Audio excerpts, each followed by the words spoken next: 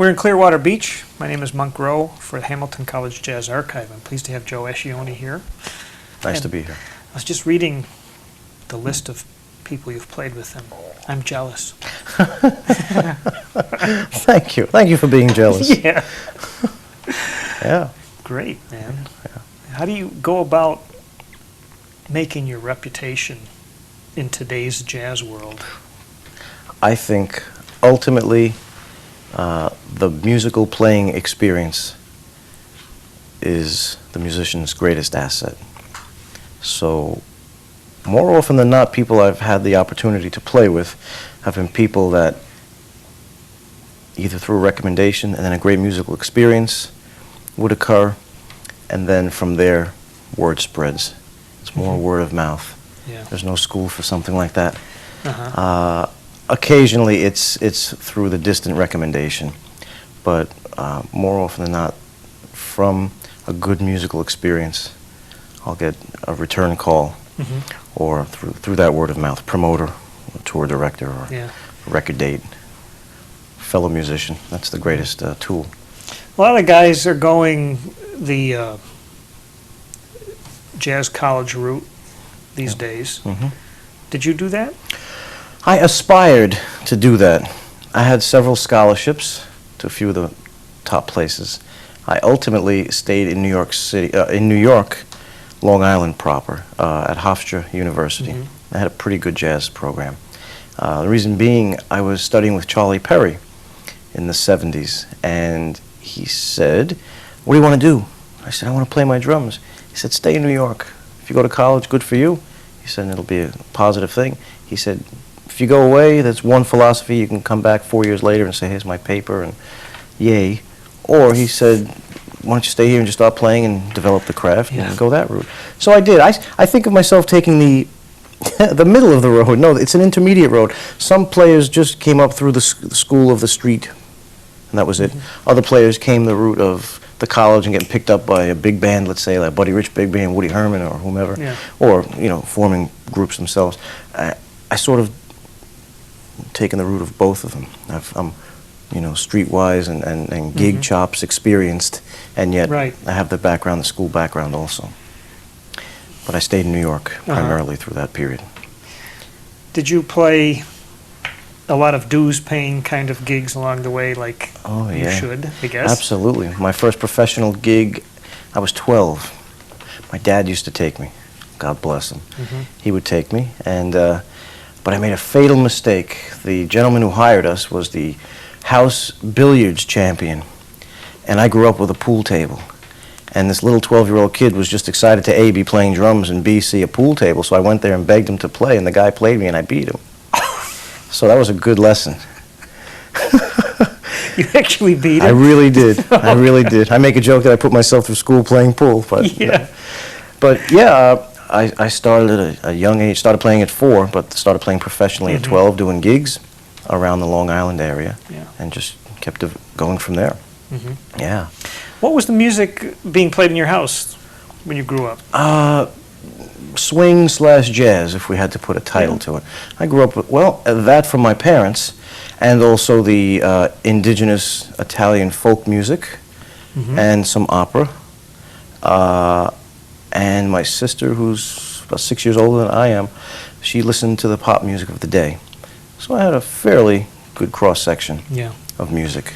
Is your family background strongly Italian? Yep.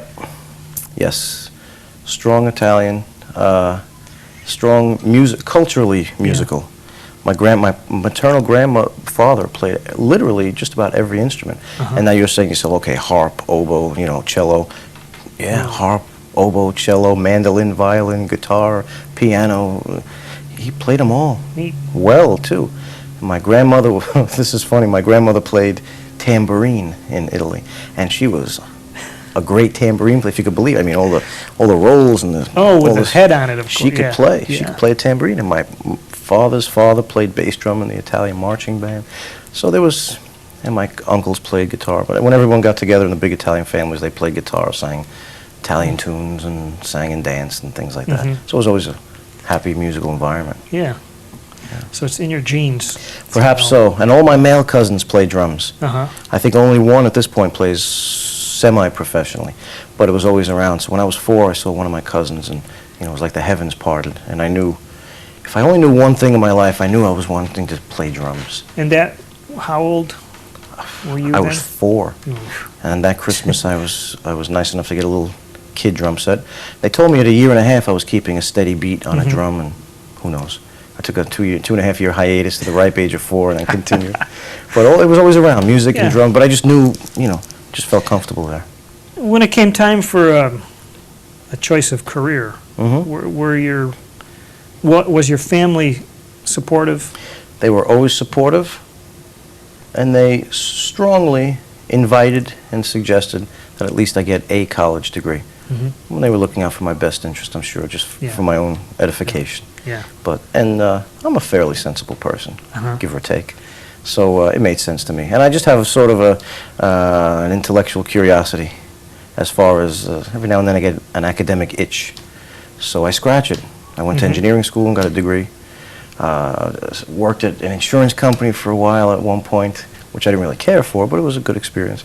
Went and got a real estate license in between a cruise with Flip Phillips. I took the book on the boat just to keep myself interested and read, and so I like doing stuff like that on my own. But I know it's not to develop another career path. It's just some interests, Wow. So it's very interesting. But I've always known I wanted to play drums. That was it.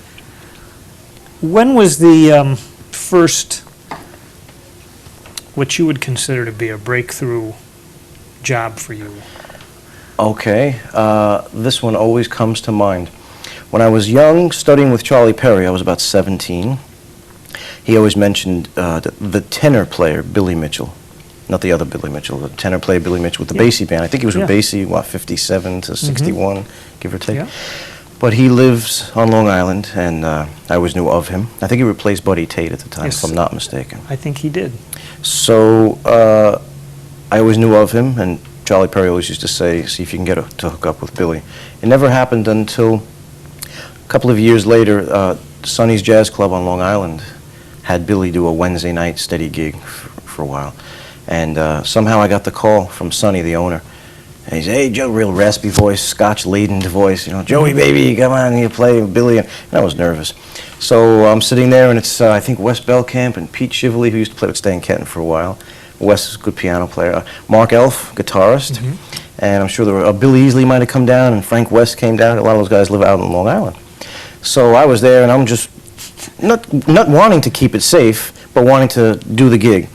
So first set goes by, no one attacked me. I didn't attack anyone. Things are good. I'm outside. I see Billy outside smoking, and mustered up the courage. And I said, Billy, I don't know what you're looking for. You have any suggestions? Loud, soft, sticks, brushes. So he looks at me and says, you the drummer, play the drums. All right. So I walk in the house, in the place, scratching my head. I see Mark Elf. You the drummer, play the drum. I said, Mark, what the hell is this guy talking about? You the drummer, play the drum. He said, man, you can't kick those tubs hard enough. He said, he's played with, Blakey and Elvin and Buddy Rich and this one. He said, just go, man, hit him. All right. Next set, started, boom, boom, start bashing. Yeah, all right. And by the end of that set, he turned around. He said, from now on, you're my drummer. Wow. And I did like 12 years of Wednesday nights at Sonny's Jazz Club. So to me, I think of that as a breakthrough for someone like a Billy Mitchell to be that excited musically. So that was great. And it was a good confidence builder, too. Really? So I say to myself, well, I could play with Billy Mitchell. He's okay with it. So, let me venture out even more. So I would say that was a pivot point. Yeah. I like the way that the older fellas have a succinct way of telling you what they want. Yeah. It's like... And the older and wiser they are, the more open and sincere and genuine they are, too. When I got to play with Jay McShann and Cab Calloway and Al Hurt and Milt Hinton and all those guys, and they're great. Some of them aren't here, and some are. And great supportive people and encouraging.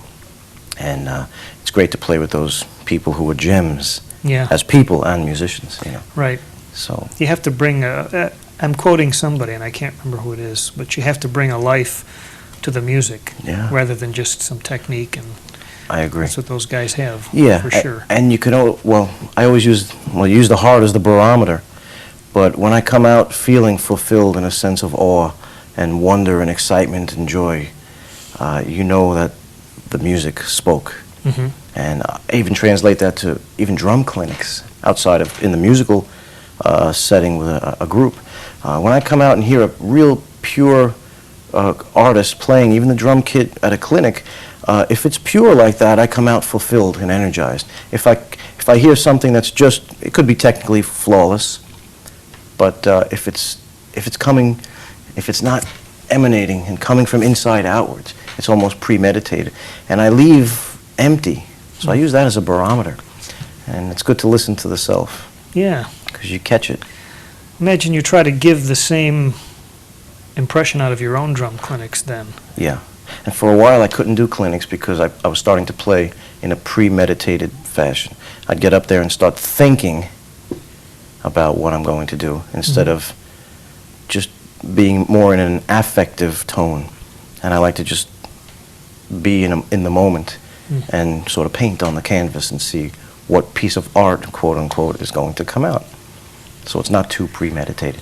We all go into our bag of tricks. We all have good days and bad days, but more often than not, when the ingredients are right and the cerebral switch is shut off, you can just create. Is it possible to tell younger players what makes things swing? Well, I know from some teaching that I do, and when I hear somebody who's just has the innate quality of knowing where the pulse is, sometimes I want to say you can't teach somebody to swing. Sometimes I say maybe you can, but I think everyone has this level of the ability to hear the full value of a quarter note, let's say. And then some of them, you know, make it stretch and breathe, and time does expand and contract. We're not robots, so it's not metronomic. I'd rather swing than play steady. Dig that. Because if something's swinging, you're tapping your foot, you're excited, it's feeling good. Don't get me wrong, there's nothing like a drummer obviously keeping time while the function is there. But I remember this one brochure I had, and they asked Benny Goodman and Louis Armstrong and Doc Severinsen, all these different band leaders, what do you look for in a drummer? What do you look for? And I would say 2/3 of them rather hear somebody swing than keep time. Some of them, obviously, they say you got to have a great timekeeper. And of course you do. But, you know, if you heard a guy who's a great timekeeper, but it's not swinging, that cat's not going to work. And if it is, I don't want to hear that band. But if you hear a band swinging, time expands and contracts. I don't want to say blatantly drag or rush. Yeah. But it breathes. It's got a life to it, a heartbeat to it. So I'd rather hear something that's just swinging. The guys are playing together, and everything's resonating, and it's working, and it's swinging. Is it hard to play with a click track because of that time expanding and, you know? I'll use a click track on a jingle, a movie thing, a contemporary setting, even a book, instructional book project. So those type of things, I'll use click track. No, I don't have a problem. I don't have a problem doing that. In fact, I like it. I like it. It's kind of fun. Yeah. It's kind of fun. It's easier than playing tennis. But for jazz, it's, you know, I don't really care to use it. I mean, you know. No, I just wondered, you know, because you were saying that the time can move a bit. Yeah. You know, in a live situation. Right. So. Much more so. All right. Yes. I'll never practice. When I was a kid, I had a teacher who said, and he went to, I think, Ithaca College, perhaps. Greg Prios, great teacher, great musician, great teacher. And he said to me, if you're practicing with records, don't use live recordings. More often than not, the time is moving around more than you'd care to hear. Oh. And I stuck with that, and it's sort of true. You can find the great live recordings, obviously, that aren't like that, but more often than not, if I were going to practice something at a certain tempo to work out a brush stroke or just lock in a groove, I'd probably use something that was not live, you know. In some of your promo material I've read, it says you're a protege of Buddy Rich. Is that is that something that you would consider, or is that something that people write just for something to write? Here's the true story. when I was a young boy, Gene Krupa was my idol. I met him when I was 1971, when I was 10, and then he died in 73, and I was really sad. And then I heard Buddy Rich, one of my male cousins who played drums, gave me a record, 1959 recording, The Driver, it was called. Mike Manieri, first record. Selden Powell, Earl May, McKenna. And I was like, what is this, 2, 3 drummers? I couldn't understand what was going on my ear to the radio, the stereo. So he became my new guy. So then I got to hear him and meet him and things like that. When I was about 18, a friend of mine and I, before I went through to college, we started following his band around. And we'd show up at gigs on the whole northeast of America. And at one point he said, you guys here again? Ha ha ha, everybody laughed. Blah, blah. But at the end of the night, like, you have all this gear here, you got to pack up. So the guys in the band just want to go eat, get paid, get the hell out. So I helped them, yeah, we'll help you load the stuff on the bus. The next night, hey, you guys, yeah, put it up there. And I just, night after night, gravitated towards the drum. Next thing you know, I'm setting up the drums, breaking down the drums, setting up the angles, the heights, and getting everything right. And of course I did that to absorb that musical experience. And I remember taking pictures of it all different angles when I was really into it. It was a good role model at the time when I was in my teens. Right. So it was a function of that, of absorbing he and his music and that intense ability he had on the instrument. And that's what it was. That's what it was. I never looked to copy him, but just to try to, if it were possible, to absorb some of that presence or that energy and that ability, that, that type of thing. I think, good players copy, great players steal. I want to think about that one for a minute. Well, you could Good think about players it. copy. Yeah, you hear a lot of guys who sound exactly like this. They're good players, but they're copying. They don't come into their own voice. Okay. But I still take lessons. I go to hear everyone. And, I'll hear this Cuban guy do this, and I'm like, I'm taking that. Or I'll hear this guy, I'm taking, ooh, check that. Yo, what's this? How's that? And the drumming community is like that. We could sit down and check this riff out, this pattern, look at this. Bass players talk about the instrument, 120 years old, check out the wood. Guitar players, they hide from the lick, they want you to copy your stuff. So everybody's got their, the proclivities of each musical family. But the drummers share. But, I think good players copy, great players steal.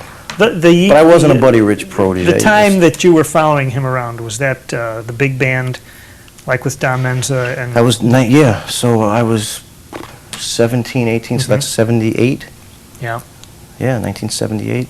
Ross Konikoff was in the band. Steve Marcus. It was a little after the time I was thinking of, but Menza was earlier, of course. Yes, he was. Yeah. He was earlier. And, but it was great. It was not great to hear that night after night. And I never talked drums with him. Because I'm fairly intuitive, so, there's a barometer. You can tell what the boundaries are. Yeah. And, but I would, observe, especially behind the instrument. But we played softball, a bunch of the guys who played softball. And he used to like to eat creamsicles. So we'd stop at a town, and I'd go to a deli and buy the whole box of creamsicles. You'd take a big bite with those cap teeth. You remember stupid things? Yeah. See these big cap teeth marks on a creamsicle, throw a softball around. Yeah. But I guess it was because I was just totally into not because I was into the music or his drumming, but I was just so into being in that environment that I was really just sincere about that and just want that it wasn't an uncomfortable situation. And hell, I was just going to be there to cop what I could. I've heard people say that he had could be extremely nice, and then could be extremely not nice. Did you ever witness either one of those things? Yeah. All shades. I saw from go from good to bad and back to bad and into good, and I really appreciate strong personalities because you know where you stand. There's a fine line between strong personality and psychosis being a little askew. Yeah. But people are people. Right. And but I think somebody who played at that level is going to have a strong personality. Yeah. People play their personalities. I think people play their personalities. You meet someone who's got a wishy-washy handshake and kind of they're going to play their horn like that. Yeah. You meet somebody like we talked about Buddy Rich. Yeah. There's going to be some fire behind the kit. He was pretty self-taught musically, wasn't he? Yeah, I think he's one of those guys who were the creators. 2,000 years ago, people sat at the foot of someone, you know, the mentor, and you absorbed and you studied the real world of institutions and universities studying. It wasn't about, you know, go change your schedule, so biology's Tuesday and Thursday. So I think, yeah, he was self-taught, but he created. I mean, he used to watch Billy Gladstone and all these great drummers in the pits at Radio City, and you know, he sat and absorbed. And he also had, all the ingredients were right, you know, the quick wit, the great talent, the genetic and physiological capabilities, the great ear, just all the ingredients were strong. It's like a great athlete that has it all. You know, I remember reading about Schwarzenegger when he was a world-class bodybuilder, but he was on the like championship soccer teams over in Europe, and you know, so genetically he was together, but he was a great athlete. So I think when you have all of those strong ingredients, you go far. So yeah, Buddy Rich was self-taught in that sense. But then we have schools to study people like that. Yeah. So then you say, well, I'm educated and he wasn't. No, you can't say that. Right. So. Tell me about a couple people you've worked with. I noticed Donald Fagen on the list. Yep. Cool. Yeah, very cool. I did a gig at a place on 89th Street in New York called Elaine's, and some posh Upper East Side place. Frank Vignola, great guitarist. I work a lot with him. We're great friends and do a lot of musical business work together. Well, we were doing a gig, trio or quartet, at Elaine's. I was playing just brushes on a small kit. And in New York, people are always coming in and out. So one night, Fagen was there. Okay, so then a week or two later, we're up in New England on tour, and Vignola's manager, at the time he had this road manager, he called my room. Joe, take this number down. Donald Fagen wants you to call him. Get the hell out of here. No, really. I said, what are you talking about? I don't know. He said, well, he was at Elaine's, he heard you, and he had a hunch. I said, oh, really? I was like, yeah. Ring. You know, Libby Titus Productions. I said, Donald Fagen, one moment. You hear some French people doing their thing, speaking. Sure enough, you know, oh, Donald heard you play, and do you play R&B, and you play this, you play that? I said, yeah. Oh, because he's putting together a new project, this Rock and Soul Review. Yeah. So when it first started. Yeah. And he said, he had a hunch. Can you send us some stuff you've done? I said, sure. So I'm digging through tapes. No.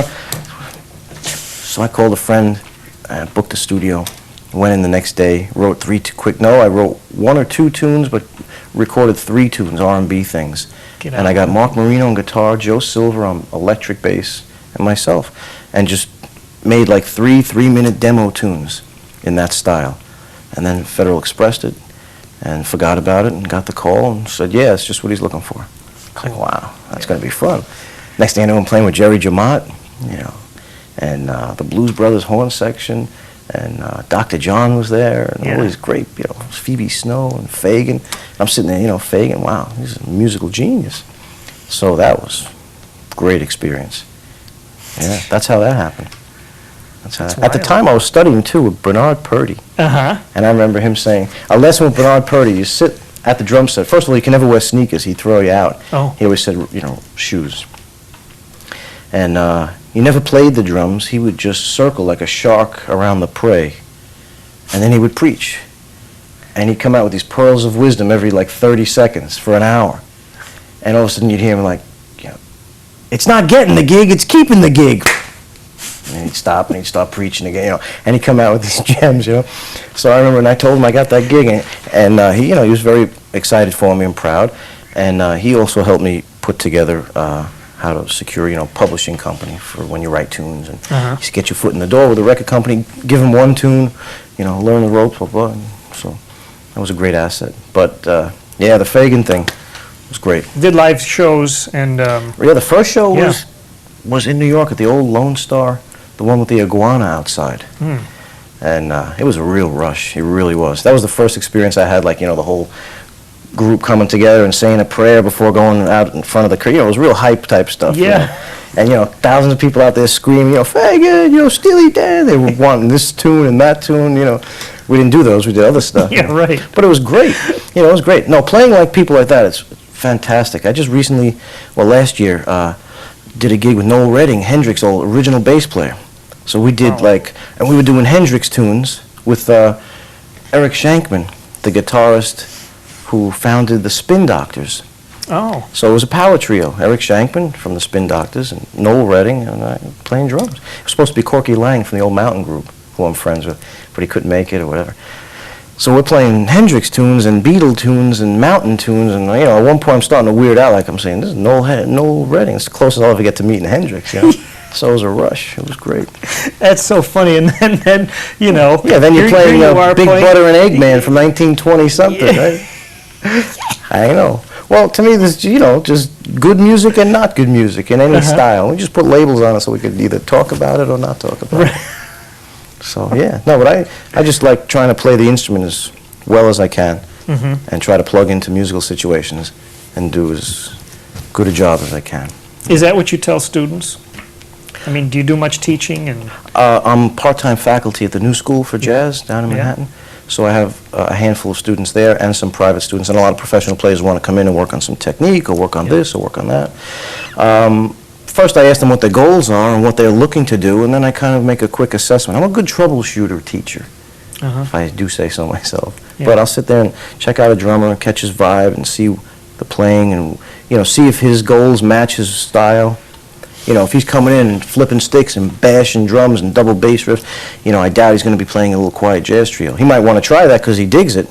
Like even Charlie Watts, now he's playing jazz because, he made $1 trillion with the Stones, and now he's doing what everybody wanted to be Buddy Rich years ago.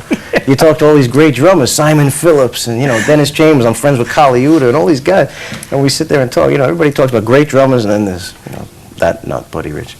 But so it's funny. Yeah. So, but no, to answer your question, I try to see if the external matches the internal, if there's some harmony there, and if there's reality. I had one student who said, well, I want to get better at technique, and I said, yeah, okay, and I want to get more proficient at the gigs and reading. I said, yeah, and then he said, and here was the clincher, and I want to be a rock star. I said, all right, well, the first two we could work on. The third one is a little, out of kilter. So, but I'll try to point the student in the right direction, but I also believe in being honest. I had one student at the New School I had for about 3 semesters, really tried to help him, and I just had to tell him, you better change your major. I see, you enjoy writing, both music and, prose. I said, and you have other talents. I said, you're at the outset of your college career. Perhaps you can take some more liberal arts courses and see where life brings you. I said, because unless, I said, and I'm not saying this just meeting you now. I said, this is after 3 semesters of both of us sweating. I said, there hasn't been the progress that would be needed. I said, you better check other things out. That's a hard thing to do, but you're not doing them any favors by not doing it. The truth can hurt sometimes. Yeah. But it's probably save them a lot of years. Right. So you say you write some music too? Yeah. Do you have any keyboard skills, or some, how do you do that? Yeah, some. I like arranging, and for some reason, I hear a lot of melodies, so I come up with that's borderline catchy to corny. But stuff I've written, like this record I did with Joey DiFrancesco and Vignola, that Goodfellas record, I got 3 of my tunes on there. And it's nice to be appreciated by great players, especially compositionally speaking. Yeah. So if they accept it, then you feel, okay, it's a nice cover too. Yeah, and the royalties are good. So I'll hear a tune in a certain style, and then I know what instrument it needs to be played upon, and I just go from there. Like it all comes together all at once. It's funny. Like one tune I wrote, it was a title tune on a Frank Vignola Concord record called "Let It Happen." I wrote this tune, "Let It Happen," and but we used soprano sax. Arnie Lawrence played that, and David Grisman on mandolin. They played the melody, and John Goldsby acoustic bass. And Vignola played a couple of tracks of guitar, and there were no drums. I played bongos, shakers, and a couple other things. I didn't hear drums in it. So that was pretty obscure instrumentation, and then we just did a record with Frank West and Mark Egan, Frank Vignola. Frank West and Mark Egan. Yeah, how's that? Well, I do a lot of work with Egan. Yeah. Like we do like this, like in New York at the 55 Bar with Jeff Champa. It's almost like a Schofield-ish, Metheny-ish trio, almost power jazz trio, pseudo, I don't even know what to call it. Yeah. But we play together. So I got to be good friends with Mark, and it's a real treat to play with him, and Jeff. And then we played together with Vignola and did a record with Frank West. And I wrote 3 tunes for this one record, and because I was hearing him playing the flute on these tunes, and he was nice enough to do it. So it was great. We licensed 3 records to Koch. We, meaning Frank Vignola and I. We got this company. And so we got to license a couple of records. And so I wrote a couple of tunes on that. Then I did another one, wrote 6 tunes for this other. Every now and then a tune comes up here. You. I guess I got a couple of dozen tunes floating out there. Cool. So. See, you've worked with Sweets Edison, too, years ago. Yeah. Whew. That was exciting, too, because when I was in those Buddy Rich influential days, I remember reading something that Sweets was his favorite trumpet player. For whatever that's worth. Yeah. So I remember getting to meet him and then getting to play with him. I was a little excited, like a little secret under my belt. Yeah. So, but yeah, some guys, when you play with them, boy, they just hit one note. And it's like, oh, man, you start laughing. I know, when something affects me positively, I start laughing, I get giddy. So, I mean, I was giggling the whole time I was playing, because everything was right. Everything was right. It was so easy, so much fun. It was right. The music scene has changed an awful lot since, like, when Sweets was a young man, Does it seem healthy to you? I mean, you seem to have found a number of niches. Yeah. But is it hopeful for guys in their teens right now that are coming up? I would think so. Yeah. Yeah, I would think so. I think it's always been hard, but I don't think too much has changed in a sense that, for example, I didn't see those days of like the Bucky Pizzarellis, the Milt Hintons, the Russell Georges, the Derek Smiths. These guys did, 5, 10 studio dates a day for years. I've done one, like in the last 2 years. I did a Barbie doll commercial. Yeah. My point is, so in that sense I could say, or if you interviewed them and spoke with them 20, 30 years ago, has it changed for young guys coming up? And yes and no. Yeah, I never saw those days, so maybe kids today won't see what I'm seeing. Like, let's say the jazz party scene or jazz festival scene dried up and there's something else. Yeah. And they would say, oh yeah, guys used to do that. And they did 2 dozen of those things a year. Meaning, let's say, a jazz festival or party, whatever. Right. I've done one, they'd say. So in that sense, things have changed. But in another sense, I think everything's cyclical, and there's always work, it manifests itself somehow, One avenue dries up, but something else will hopefully replace it. Yeah, and musically, I like to plug into different projects. I think that's why when I tried a little Broadway thing, I got bored very quickly.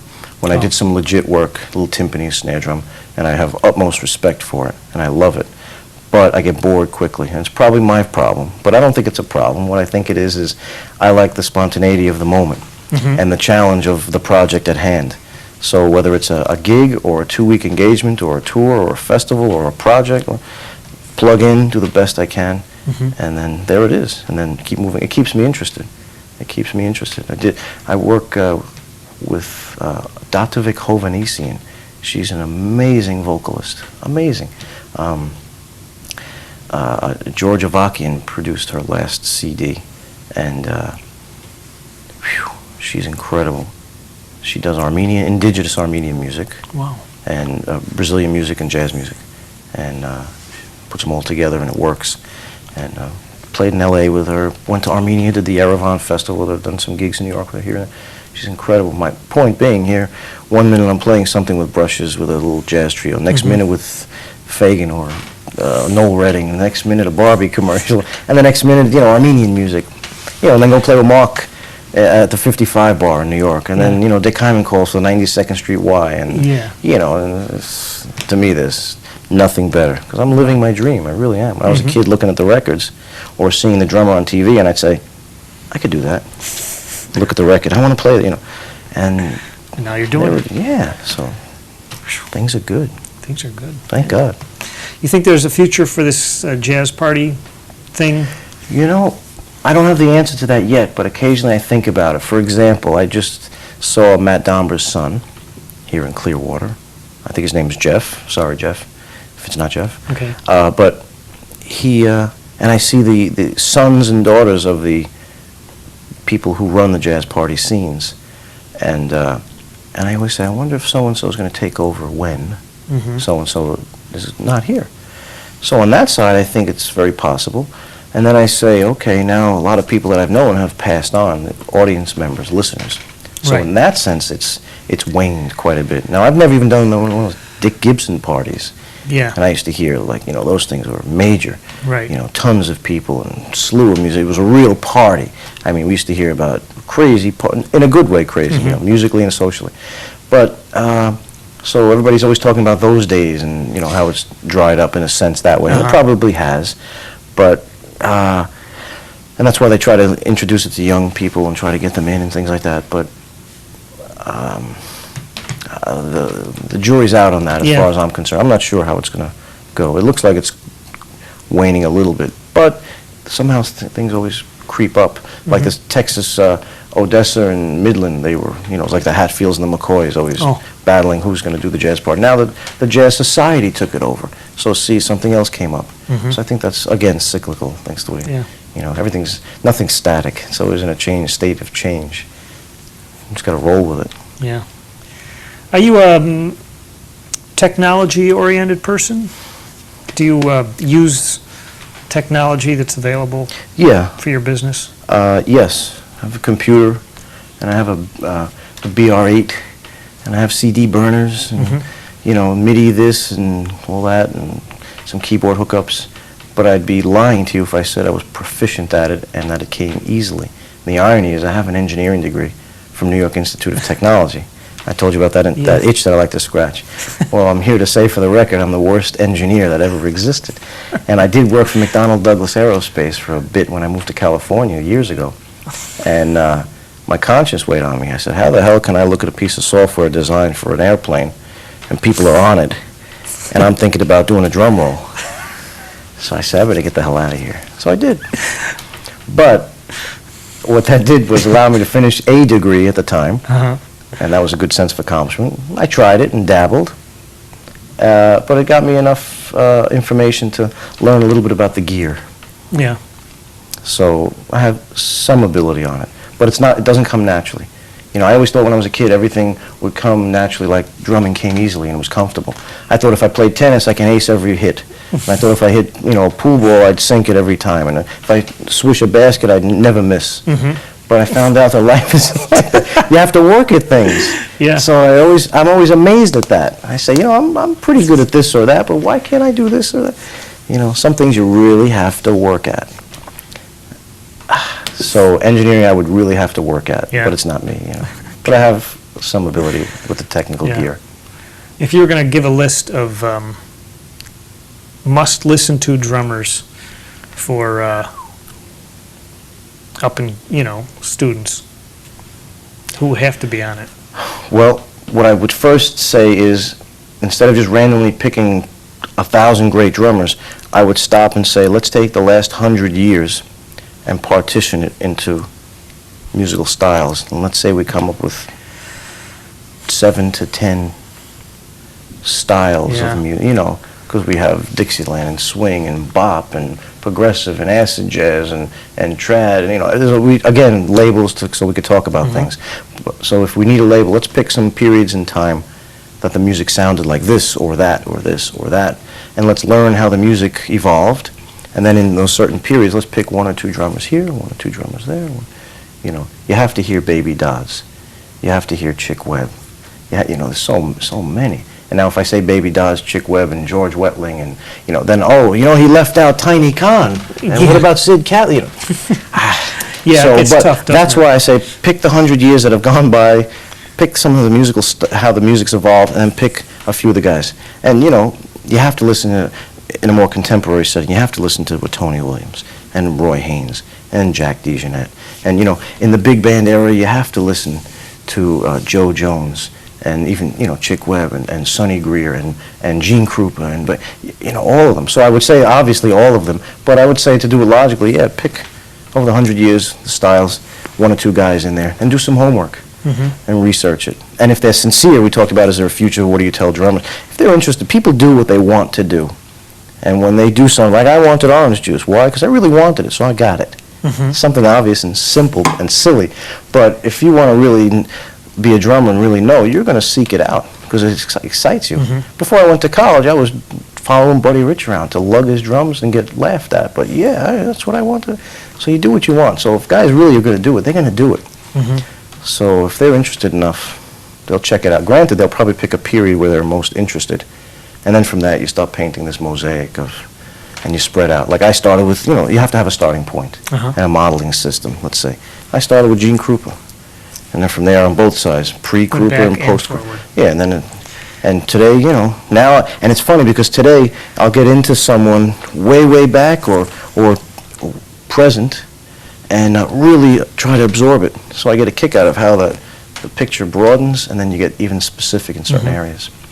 So, yeah. I've noticed at these festivals and also in the market for classic or mainstream jazz, there seems to be very few black younger players playing this kind of style. Now, maybe I'm wrong, but if I'm not, have you noticed that, and do you have any reason why that might be?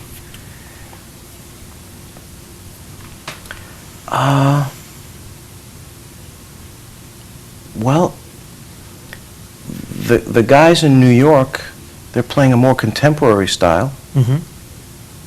And I don't know the why. All I can make are statements or observations that are, you know, I can infer things. And I notice some guys, for some reason, will be drawn towards a Louis Armstrong versus somebody more contemporary, or versus a Dizzy Gillespie, let's say. Why? I don't know. I think of like Byron Stripling. Yeah. You know, monster player, you know. But his itch to scratch wasn't maybe an ass-kicking bop player. I'm sure he digs listening to it and, you know, he plays whatever. But his natural thing was to gravitate. You know, I haven't thought about it hard enough to say that it's race-related. Yeah. Just like I picked Krupa. You know, when I picked Krupa, it's because I heard a sound on a record. My eyes were closed, and I heard it. So I'm guessing if Byron heard Louis Armstrong, he heard it. He didn't see it, you know. And years ago they said, let's go hear so-and-so. Today they go, hey, did you see? So I don't know if I can answer that question. Yeah. But Okay. I'd like to believe, maybe I'm living in a, you know, glass bubble here, but I'd like to believe that, because musicians just love to play. So I would think you ask every musician, pick one or two guys, like I would pick Krupa and Buddy Rich as the start, and then right from there it keeps going. Yeah. So if you ask each guy, you know, who do you listen to, even the young black guys or young whomever, there would be a starting point, you know. And then I think the trick is not be easily influenced by the external. If you have a strong mind, you'll stay pure to what was inside. And, you know, there's no shades involved. It's just what you hear. You know. It's funny because everybody says you learn 80% of things with the eyes, but sometimes that could pollute. You know. That's true. So, and all wonderful people that I meet, musicians and non-musicians alike, you know, they transcend all the baloney. Yeah. That's good. I think it's good. You know, I'll have tears in my eyes if I listen to Joe Wilder or you know, Warren Vichet. Yeah. You know. Good statement. Yeah. What's coming up in the near future for you? The near future. Wow. A couple of weeks in Germany, a couple of concerts in Sweden, a couple of more record dates. Sorry for being so vague. I don't want to say more of the same, but more of the same, but I mean that in a great way. Yeah. I mean that in a good way. Some good tours, some developing these projects with Frank Vignola, some of the technology things. And I look at my calendar year to year and I say, yeah, we did this, yeah, okay, this year I came full circle, but this happened and that happened. I remember when I was a kid, I'd say, wow, I had a big band rehearsal and I have a gig next week. Cool. You know, and then the year later, wow, I'm plugged in and I did the little symphony thing and I'm giving a lesson too. Oh, good. Hey, I got a New Year's gig and this jazz guy called me to sit. Wow, I got a Sonny's gig where so-and-so from the Basie band's going to be. And every year it gets better and better and more fulfilling. So that hopefully that's what's ahead. Just keep moving in that direction. Neat. Well, it's been fun talking to you. Likewise, thank you. Appreciate it. And, My pleasure. As I said, I'm still jealous. Keep doing it. I will. Doing it. I will. That's all I could do. Yeah. Thank you.